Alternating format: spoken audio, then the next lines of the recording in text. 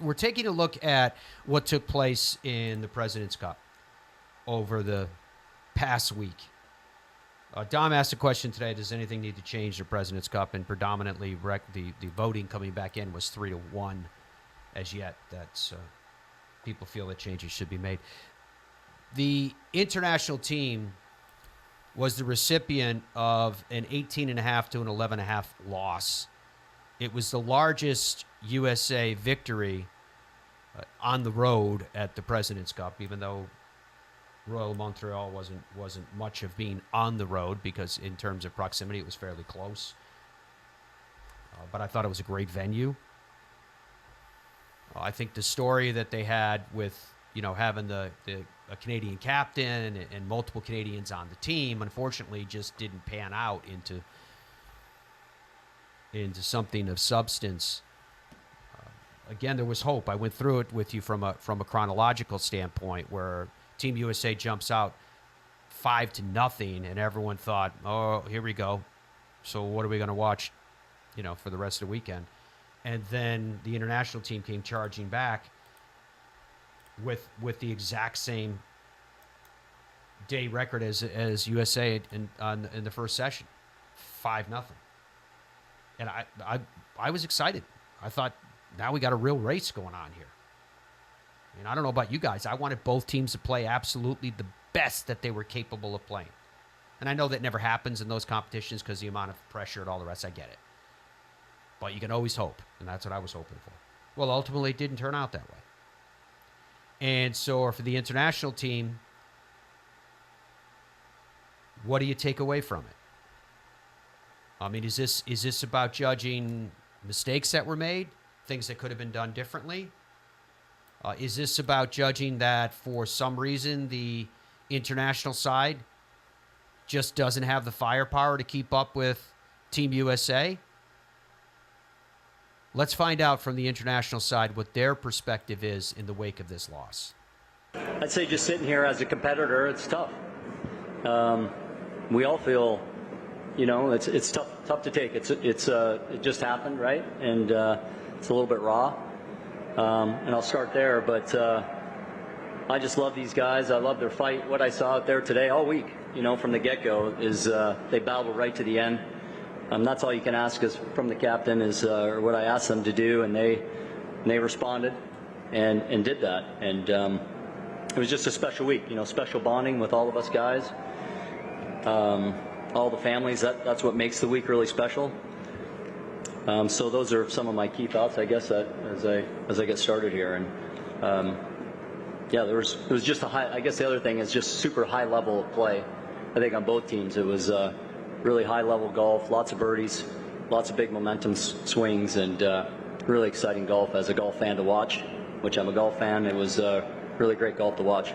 Like I said earlier in the week, I had a great feeling for this team coming in, and I felt like there's been an evolution under this shield the last 2 cups, 4 or 5 years of that, and buy-in from all the international players.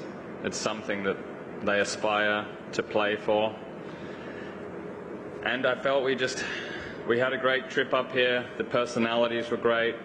I think you saw that under the heat of competition this week from some of these guys. Maybe some unexpected personalities out on the golf course, some expected as well. But the result, unfortunately, is the same. I mean, with a deep dive, I think there are positives always to see, and hopefully this competition inspires all of us sitting up here to play really hard, go on with our careers the next 2 years, win big events, and come back better prepared and ready to win in Chicago. Just about my comments yesterday, I just told him, hey, I didn't mean it to go in such a negative way. If it did, I just said I'm sorry. I felt like what I heard yesterday, some comments that I've heard was, at that time, just coming off the green, it came to me so personally, and just I felt like it was right to share. But definitely, I didn't really at that time just didn't think it'd be so negative, and I really didn't mean to, because when I played with Patrick and Xander, obviously we've battled a few times, and they've always been such great competitors. I've always felt like there was such a good, sportsmanship between us. It was just outside the ropes, and I felt like that was a little misunderstanding on my part, which I should explain better. So I went to him and I said, I didn't mean it that way. I apologize if it came out wrongly. It was just, this and this happened. But if it affected you guys so negatively, I really do apologize. I didn't mean to do it in that way. And because this event is all about, doing things you would never do, and creating energy and doing all these things. And, if I do certain things on the greens when I make putts, and I expect them to do the same thing. It's all part of the game. So, it was just about that. Did you have that in the back? All right, so Tom Kim addressing the media, particularly about the fact that he said he was sworn at by some players, and even that, I like Tom Kim a lot, and when they had the whole conversation about Tom Kim said he heard some players swearing, so what? And I'm not criticizing Tom Kim. It's the opposite. I'm actually supporting Tom Kim, saying it's a competition. It's a heated competition. People are going to grumble. People are going to complain. People, like he did, that he didn't get given a putt, which he has every right to complain. Should he be given the putt? No. If it's that short a putt that he should have been given, then just make it and move on. But I love all that. So the fact that he felt obliged to apologize for that, I thought was interesting. I don't think he needed to. But it also shows you that he is actually a good guy, because he's getting crushed in social media too. Everyone's calling him all kinds of names. Tom Kim, please. So Dom, I'm going to come to you one last time here today and ask you about. You asked the question of, does the President's Cup need to change? Could you give me the current voting that you're getting back on that? It is still yes. Official question, does there need to be a change for the President's Cup to make it more competitive? 74% now, so it's gone down slightly, but basically, like you said earlier, 3 out of every 4 people are saying, what can we do here? We got to do something different. Okay. And did you get any comments that are coming in from your discussion board that you choose to share with us? Yeah, there's a ton of stuff coming in, and I can read it if you'd like. But I would say that the overall trend is there's some questioning going on with Mike Weir's captaincy in terms of some of the decisions he made, including specifically mentioned at least 3 times in the comments, his decision on Saturday to send out the exact same groups in the morning and afternoon and sit the exact same 4 guys in the morning and the afternoon. And I believe he addressed the media with regard to that and just said, well, they're all playing well, everyone's meshing, so this is what I decided to do. And but people are saying that was stupid. But notably, some of the people that he sat were the ones that were part of authoring the 5-0 comeback in the second session. Correct. Right? So, but that is just an example. Again, there's a lot of people commenting, basically he wasn't a great pick. They should have picked someone else. Again, I think my only question, and it's a question for you and everybody else, is if everyone wants to see a change, what would that even look like? What could it even look? What do you do? What are you supposed to do? All right, so that's Dom posing an additional question there as well. And then the other questions which I'd asked you guys when we first started the show today was, is the President's Cup the fertile ground for the reclamation of reputations as players serving as captain? So if you have a disappointing Ryder Cup, can you come back and have a dominating President's Cup, and now you're the greatest team captain in the history of Team USA? Right? I'll leave that for you guys to try to figure out, but that's kind of flow and ebb of how this goes, which leads me to believe, so are we gonna see Zach Johnson next? Because as much as you hear the discussions and you heard Davis Love III saying, look, no, it's time for a new guard to take over and all the rest, but then you have Jim Furyk as your captain, from both the player and then from a call it management and captaincy perspective, wasn't he a part of that exact group of players that for so long defined the American efforts, particularly when I talk about this, I'm talking about the Ryder Cup, but it also impacted the President's Cup as well. But in the President's Cup, they have success. I guess my question is, how much does this success in the President's Cup impact the Ryder Cup? Or is it a shrug of the shoulders where people go, look, the President's Cup isn't the Ryder Cup? So have your celebrations, be happy about it, but it's not perceived to be the same, and it doesn't carry the same weight. So, to this question, the question that Dom asked and that which people are reacting to a measure of 3-1, does the President's Cup need to change? It's an interesting subject to me because emphatically and with all my heart, I don't think they need to change a thing. I think that in many ways, the world that we live in today, which is so quick to make judgment and to make a judgment in such a way that there is a clarion cry, a demand for change, is far too much of a trigger response. Dom asked me the question,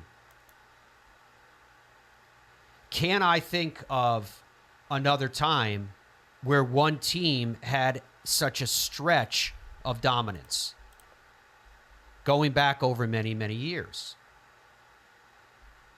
And it was interesting because the thought that came to mind, because you have to give it relevance. I can't compare it to a team, the New York Yankees.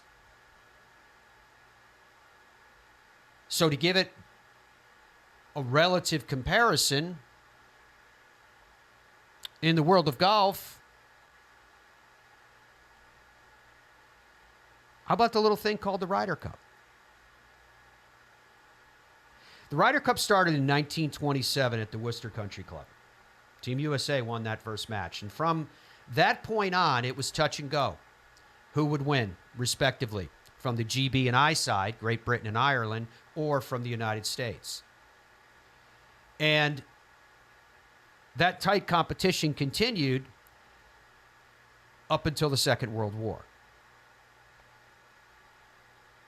Europe was devastated from the Second World War, and in the wake of that,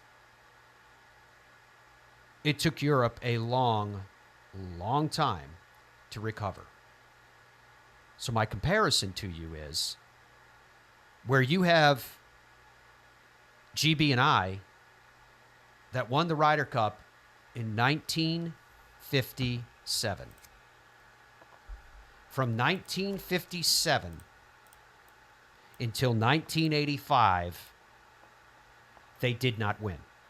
They had a tie in 1969, distinctive as it was. But they did not win. Now, they had their eyes open, and they brought continental Europe in. But what people forget when that happened is because they'll point to that and go, well, see, that was a change that led to Europe being dominant. In 1979, Europe lost 17-11. Seve was on that team. In 1981, the United States presented what to this day can be argued was the best Ryder Cup team ever. They won 18.5 to 9.5. In 1983, the heroics of Lenny Watkins at the end led to the United States holding on and winning by a point. What changed? From 1983, Seve was back, because people forget that. Seve was done with the Ryder Cup. That was his emotion. How did that happen? Why did that happen? Well, because Sevy, and you tell me if this doesn't sound familiar with things happening today. Sevy had the audacity to say that he wanted to determine where he played, when he played, how he played, whether he got appearance fees, etc. He wanted to control his own fate instead of being told by others what he should do, as though the others were somehow looking out for his best interest instead of their own, which we know was not the case. But Sevy had become strong enough personality, celebrity, tour de force, that he could force changes in terms of how he was dealt with. And I've said this to you guys on this show many, many times. While Sevy was a critical part of the puzzle, Tony Jacklin is the George Washington, ironically, to use that comparison, of the European side. He rebuilt them, but when they came to him in desperation and said, hey, would you think about becoming the captain? And he said, if I'm going to do it, you're going to do it my way. And we're not going to show up feeling like we're already sizable points down just by comparison of facing the mighty United States team, where Tony tells a story in particular where they used to show up back in the day, and the U.S. would show up and they'd have their cashmere sweaters on and their beautiful staff bags, and these guys are showing up with whatever bag they brought in from home in ragtag. Didn't have to be that way. It was that way because the people who were behind it, the decision makers, the same people that are constantly telling players what they should and should not do or what they can and cannot do, were profiting from the effort, and the players were expected to go along for the ride. You could see the evolution of players in terms of how they were perceived. You were a role player. Your job was to act on stage. So when you consider the fact that as this was happening, you had people clamoring, saying that the Ryder Cup, which is undoubtedly presented as the biggest event in golf. I know many of you that are listening to this or watching this have been to big events, have been to major championships. On average, a Ryder Cup is 5 times bigger than those. Think about that for a second. And in that regard, I'm talking just in infrastructure alone, but it's measured in all other capacities. Yet, during the course of that run of dominance of one side, you had people that pretty much said that it had lost its relevance. No one was really that interested. Why are we even continuing? So my point is, and we saw it with the Solheim Cup. Coming into the Solheim Cup, I heard national broadcasters say, well, if it continues on this path, they really need to think about making changes. Which is interesting, because if you look at it now in retrospect, with what the United States has done and what the European side has done in the Solheim Cup, you can go back as far as 2017, even 2015, and it's virtually balanced back and forth. So I guess what I'm saying to you is that in a time and place and in the here and now, people are quick to judge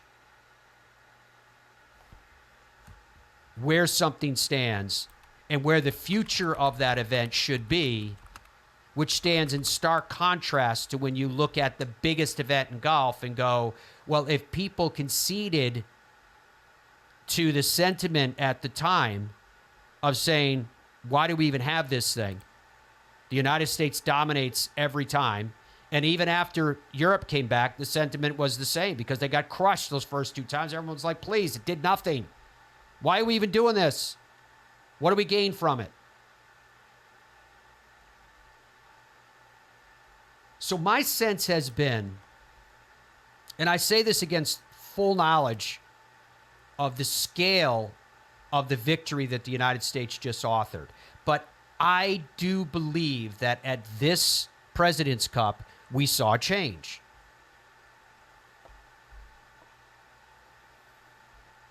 I think from an American perspective on the Solheim Cup, the Solheim Cup team needed to find their spark, their inspiration. And I think of this last Solheim Cup, they found it in Megan Kane. I speculated as much in a documentary on the European side that I did prior to that Solheim Cup because I think she's that type of character, and she proved it to be the case.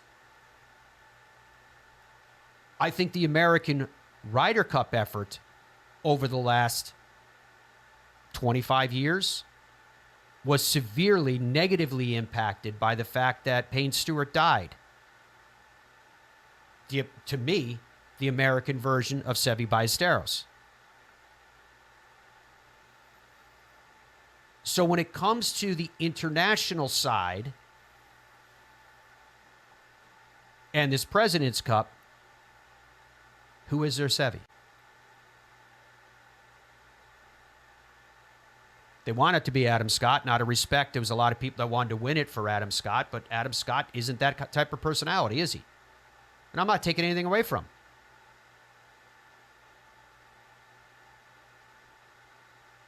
But I think Tom Kim can be. And I'm saying that with full knowledge that there's a lot of people right now that are very negative to Tom Kim. I'm not. He showed emotion. Sometimes emotion is delivered out of character. So my reaction to the President's Cup is, when I hear comments of saying, oh, it should be a mixed team event, it should be that, it should be this. If there's virtue in a mixed team event, because I hear it constantly, I heard it about the Solheim Cup, etc., then do it. Just make one. If there is that much clamoring, if there is that much desire to have one from the public, then somebody do it. But it doesn't mean you have to blow up what you've already got.